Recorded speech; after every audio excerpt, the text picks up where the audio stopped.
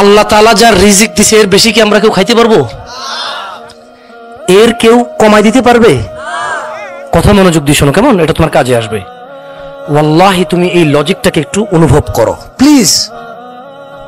আমি যেদিন এই লজিক অনুভব করছি না, আমি বলবো না যে আমি অনেক ভালো হয়ে গেছি, তবে অনেক কিছু সিদ্ধান্ত নিতে সহজ হয়েছে। অনেক কিছু সিদ্ধান্ত নিতে।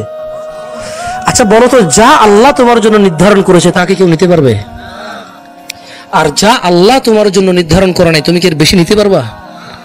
তাই তুমি যদি একটা মেয়ের সাথে অবৈধ সম্পর্ক করে প্রেম করো, জানা করো, তোমার আল্লাহ রিজিকে যতটুকু তৃপ্তি লিখেছিল, তোমার রিজিকে শারীরিক সুখ যতটুকু আল্লাহ লিখে রেখেছিল, তোমার রিজিক আল্লাহ যতটুকু যৌবন লিখেছে, ওইটা ওখান থেকে কমে যাবে। তো তুমি খেয়ে ফেলছো না, ওইটা নিয়ে নিছো না, ভোগ করে ফেলছো না, ওটা তোমার ভাগে চলে আসছে না। তখন তুমি বিয়ের আগে যতটুকু অংশ তোমার রিজিকে নষ্ট করে দিয়েছো যৌবন, ওই বিয়েতে আর তোমার বাকিটুকুই থাকবে। আর যদি তুমি এখন তোমার যৌবনটাকে হেফাজত করো, কার জন্যে? আল্লাহ তোমাকে যেদিন কোনো ছায়া থাকবে না আল্লাহর আরশের ছায়া ছাড়া, যেদিন মানুষ ঘামে ডুবে থাকবে হাঁটু কোমর গলা পর্যন্ত, ওই দিন আল্লাহ তোমাকে আরশের ছায়ার নিচে আশ্রয় দেবে। এবং মজার একটা কথা বলি, এই যে তুমি বিয়ের পূর্বে কোনো মহিলার সাথে তোমার যৌবন উপভোগ করনি, তুমি যখন বিয়ে করবা তখন ওই যে তোমার যতটুকু রিজিক কতটুকু বরাদ্দ রয়ে গেছে, সুবহানাল্লাহ, তুমি পুরো টুকুরি পাবা তোমার ওয়াইফের সাথে। এবারে আসো, তুমি বলতে পারো যে ভাই বিয়ে করলে বউয়ের সাথে কেন যৌবন পাবো না? ওই যে তুমি সিগারেট খেয়ে আসছো, তোমার বউ তোমারে বলছে যে সিগারেট খায়েন না, বিয়ের 1-2 মাস তোমারে বলছে, তুমি শুনছো। 1-2 মাস শুনছো, একটা মহিলার আর কদিন শোনা যায় তুমি মনে করো? 1-2 মাস তো ডার্লিং, জানু, মানু, শানু, হ্যাঁ, টিয়া পাখি, ঘুঘু, ময়না। তো 2 মাস পরে তুমি বললো যে এই শোনো, তুমি না একটা কথা বারবার বলো। আমি বললাম তো ছেড়ে দেবো। মহিলার রাগ হয়ে কাইতে হয়ে গেছে।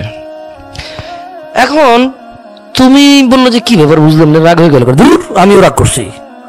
মহিলা চিন্তা করতেছে, মনে মনে চিন্তা করতেছে, তুমি তো আর অন্তর্জামী না, এটা সে ভুলে যাবে। তুমি কি তার মনের কথা জানো?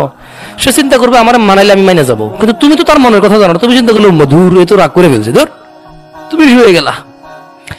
এখন মহিলা চিন্তা করবে কি রে, আমি ভাবলাম আমার মানাইবে, কাছে ডাকবে, এ তো ডাকলো না। তুমি যে আল্লাহ না, এটা তো মহিলা জানে না যে আমি অন্তর্ভাব জানি না। এখন সে তোমার উপরে আবার ডাবল রাগ করলো। এক, তুমি তারা বললা বেশি বুঝো, এই জন্য আবার তুমি তারা মানাইতেছো না, আবার রাগ করলো। সকালবেলা তুমি উঠে দেখলা যে ঠিক হয়ে যাবে, তুমি দেখলা যে না, মহিলার এখনো মুখ কালো হয়ে আছে। তুমি ডিউটিতে চলে গেলে বা কাজে চলে গেলে, যে তোমার রিজিক নাই, দেখছো বউর সাথে একসাথে ছিল, থাকতে পারো নাই, বুঝে আসছে না? আসে নাই।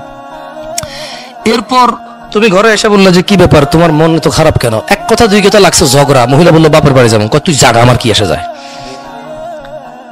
মহিলা বাপের বাড়ি চলে যাবে, ভাইয়ের ফোন দিচ্ছে, ভাইয়া তো ওর নেতা, ওর ভাই তো নেতা, ওর ভাই পয়সাও না, ব্যবসায়ী, ওর ভাই অনেক হেডামওয়ালা মানুষ। কি তোর এরকম বলছে, চলে আয়, লাগবে না এরকম জামারি ঘর করা। তো কি হবে? আচ্ছা আমরা আসতেছি। এখন তুমি বুঝে উঠতেছো না যে কি হইতেছে। এটা 2-4 কথার মধ্যে সে রাগ করলো, আমি তো বুঝলাম না। পরে তুমি চিন্তা করলা যে এত রাগ, কথায় কথা রাগ, কতক্ষণ মানাবো? তুমি ভাই কে বসলো, 2-3 মাস চলে গেল। এবার তোমার আব্বা বলে যে বউডারে নিয়ে আসতে হবে রে। তুমি বলো দূর আব্বা, বাদ দেন তো, কত এরকম আসে যায়। ওই যে তোমার রিজিক আগেই তুমি নষ্ট করেছো, দেখছো? বিবাহিত হয়ে তুমি ব্যাচেলর হয়ে পড়ে আছো। আল্লাহ আল্লাহ, তোমার রিজিক নাই তো, তুমি করতে কেনবা? এরপর তোমার বউ তোমার সরি মরি মেসেজ দিচ্ছে, তুমি ব্লক করে রাখছো। তোমার বোনেরও তো তোমার মতো কারো কাছে বিয়ে দাও না। তোমাদের মধ্যে কেউ আসো যে তার বন্ধুর সাথে বোন বিয়ে দিবা? ওরকম লোকের সাথে বন্ধুত্ব করো তুমি? মিয়া ফাইজলামি করো, আবার সাধু সাজু আমার সামনে এসে বাপের বদনামি করো। কে তোমার বন্ধু? কে তোমার বন্ধু? কে তোমার বন্ধুটা? কে বলো? তুমি এমন এক লোকের সাথে চলো যার সাথে তুমি বোন বিয়ে দিতে রাজি নাই, কারণ তুমি জানো ও কত খারাপ। তো তুমি তোমার কাছে, তুমি তার কাছে তো তুমি এরকম খারাপ, সেও তো বিয়ে দিবে না। আর যাই হোক, টপিক থেকে বাইরে না যাই, জেনা নিয়ে কথা বলতেছি। কি নিয়ে? জেনা নিয়ে কথা বলতেছি।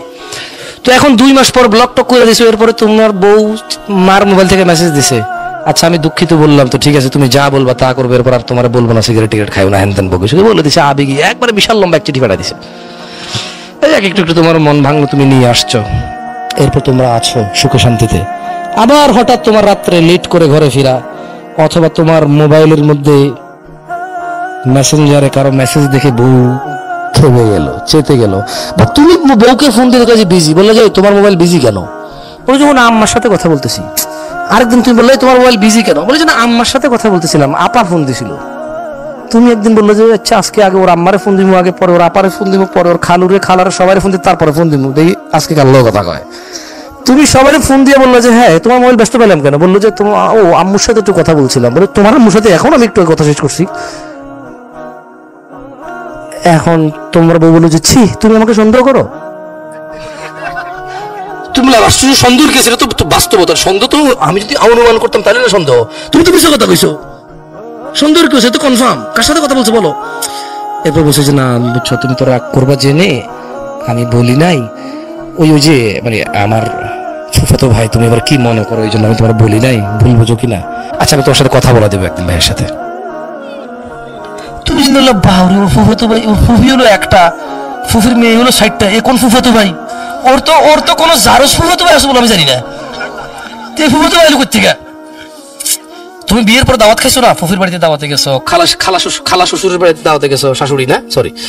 তো তুমি চিন্তা করলে কি রে, ওর ফুফির তো যার সন্তান আছে বলে জানি না, যে ছেলে আছে বলে, 4টা মেয়ে আছে এটা জানি, কোন ফুফু তোমার সাথে পরিচয় করাবে? তুমি গেলে খেপা দেখছো, আবার তোমার বউয়ের সাথে তোমার শুইতে এখন ঘৃণা লাগে। অথবা তোমার মোবাইলে মহিলা বলছে যে আই লাভ ইউ জানু, কবে বউকে তালাক দিয়ে আমাকে আপন করে নিবা। বউয়ে মেসেজ দেখে বউয়ের ঘৃণা লাগে তোমার সাথে শুইতে, তোমার সাথে থাকতে। এমন অবস্থায় তুমি তোমার রিজিক থেকে বঞ্চিত কিনা? ছোট ভাই আমার, নির্জনে যৌবন নষ্ট করিও না। You understand what I am saying? তুমি বুঝছো আমি কি বলছি? একাকিত্বে নির্জনে নিজের যৌবন রিজিক, এটা কেমন আমি তোমারে বলি? ওয়াল্লাহি তোমাদের কি হয়েছে ছোট ভাই আমার, তোমরা কেন জিনিসটাকে সহজে নাও না? এরকম মেরে পাশ ভি বেসা হাসি একটু মন, একটু দেখো হাসলে তোমার ইচ্ছা। দেখো একদিন ধরো তো এটা, এইভাবে ধরো। হ্যাঁ ই তো গয়া। আচ্ছা এটাকে আমরা রিজিক বলি না? কত টাকা আছে এখানে? কত আছে? কেন নাই? আরেকশো কই? ফেলে দিছি, চলে যায় নাই। কি করছি? ফেলে দিছি। মদ খাইছি, কি করছি? মদ খাইছি, কি করছি? আর কত আছে? এখন এখন আমার সম্পদের মধ্যে কত টাকা আছে? এই 100 টাকায় ঘষাঘষি করলে এই 100 টাকাকে দিন রাত 24 ঘন্টা ফুতুরি 200 হবে। বালিশের নিচে রেখে দিলে, ফজরের পরে উঠে বগলের নিচে রেখে দৌড়াদৌড়ি করলে, হ্যাঁ হবে 200 হবে? তো যৌবনটা তো এমন, তোমাকে আল্লাহ যতটুকু দিছে তুমি ওয়াশরুমে ফেলে দিচ্ছ। দেখো ছোট ভাই আমার, আল্লাহ নবী সাল্লাল্লাহু আলাইহি সাল্লাম বলছে লা ইয়াজনি জানি, এত কথা বলি না তো প্লিজ। লা ইয়াজনি জানি, কোন জানাকারী হিনা ইউজনি, জানা করে না, ওয়া হুয়া মুমিন, ঈমানদার থাকা অবস্থায় কোন জানাকারী জানা করে না। তার মানে যখন মানুষ জানা করতে যায় তার সাথে তার ঈমান থাকে না। যৌবন একটা রিস্ক, অবৈধ পথে। আপনি একটা জিনিস জানেন? আচ্ছা পৃথিবীতে এমন কোন জায়গা আছে যেখানে ছোট ভাই তুমি ঢুকে গেলে আল্লাহ তোমাকে দেখবেন, এরকম আছে? পানির নিচে, হোটেলে, গাছের নিচে, ছাদের উপরে, রাত্রিবেলায় আল্লাহ দেখবে না? দেখবে না? তো আল্লাহর নবী তো বলছে, আয়েশা রাদিয়াল্লাহু তাআলা আনহা বলছে যে ইয়া উম্মাতা মুহাম্মদ, হে উম্মতে মুহাম্মদরা, মা আহাদুন আগয়ারা মিন আল্লাহ, তোমাদের মধ্যে আল্লাহর চাইতে অধিক মর্যাদার কারণ নাই। আইয়ারা আবদাহু ওয়া মাতাহু তাজনি, আল্লাহ তার কোন বান্দা বান্দিকে জানা করা অবস্থায় দেখতে চায় না। কি অবস্থা দেখতে চায় না? তো তুমি যে জানা করতেছো, ওই যে রিজিক তোমার কাছে ছিল 300 টাকা, 200 টাকা ফেলে দিছো, এবার সকালবেলা ডাক্তারে যতই বলুক বগল নেচে রসুন নিয়ে দৌড়ান, লাভ হবে না। যা ছিল তা তুমি ফেলে দিয়েছো, যা ছিল তা তুমি উপভোগ করে ফেলেছো। তবে আল্লাহ তোমার জন্য হালাল ব্যবস্থা রেখেছিল। কি রেখেছিল? আল্লাহ তোমার জন্য প্লেট রেখেছিল, ওখানে তুমি খাবে, তুমি পায়খানার উপরে খাদ্য রেখে তারপরে খেয়েছো। আল্লাহ তোমাকে যৌবন দিয়েছে, একটা মেয়ের সাথে তোমার বিয়ের আল্লাহ তোমার তকদির দিয়েছে, সময় এসেছে ওই মেয়ের সাথে তোমার বিয়ে হয়েছে। আল্লাহ তোমার যতটুকু যৌবন লিখে রেখেছিল তুমি ওর সাথে উপভোগ করতে পারতা হালাল ভাবে, আল্লাহকে সন্তুষ্ট রেখে, অথচ তুমি হারাম ভাবে যৌবন নষ্ট করেছো। ছোট ভাই, ভাইরে, জেনা থেকে তুই বাঁচতে পারবি না যদি তুই প্রেম না ছাড়িস। বিশ্বাস কর, যতদিন তোর সিম কার্ডটা তুই খুলে খুলে চেঞ্জ করবি ততদিন তুই জেনা থেকে বাঁচতে পারবি না ভাই আমার। একটা লোক হাতে মদের বোতল, হাতে কি, লোকটা মদ খায়, কি খায়? এখন সে বলল, হুজুর আমি মদ খাওয়া থেকে বের হতে চাই, কিভাবে বের হব? উত্তরটা সহজ না, মদের বোতলটা ছেড়ে দে আর ধরিস না। উত্তর কি এর চাইতে ব্যতিক্রম কিছু হবে? হাজার হাজার ছেলে পেলে আমাকে প্রশ্ন করে আমি প্রেম করি কিভাবে বের হবো। ও বেটা, মদ হারাম, বের হতে হলে খাওয়া বন্ধ করে দিতে হয়। জেনা ব্যভিচার, প্রেম হারাম, বের হতে হলে ছেড়ে দিতে হবে। মদকে হালাল করার চিন্তা করলে চলবে? তো প্রেমকে হালাল করার চিন্তা কেন করো তোমরা? ও এই ছোট ভাই আমার, এই কত কত বোকা, আহা কত বিবেকহীন, অথচ সফটওয়্যার ইঞ্জিনিয়ার, অথচ ডাক্তারি পড়ে, অথচ মাশাআল্লাহ ও অনেক ভালো, বিচক্ষণ। ও বলে যে প্রেম করে পরে বিয়ে করলে হালাল হয়ে যায়। আরে ভাই, একটা গ্লাসের মধ্যে তুমি মদ ঢালছো, মদ খাইছো, হারাম না হালাল?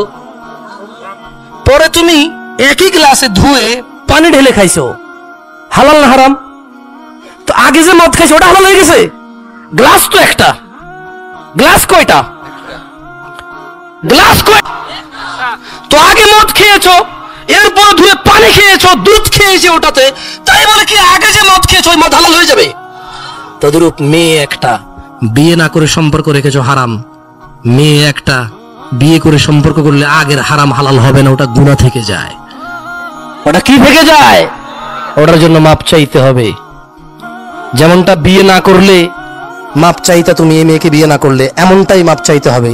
এই মেয়েকে বিয়ে না করলে যেমনটা গুনাহ, এই মেয়েকে বিয়ে করলো আগের অন্যায়গুলো একেবারে শতভাগ সেম অপরাধ। ভাই আমার, ভাই আমার, লা ইউজনি যানি হিনা ইউজনি ওয়া হুয়া মুমিন। কোন জানাকারী জানা করে না মুমিন থাকা অবস্থায়, সিদ্ধান্ত তোমার।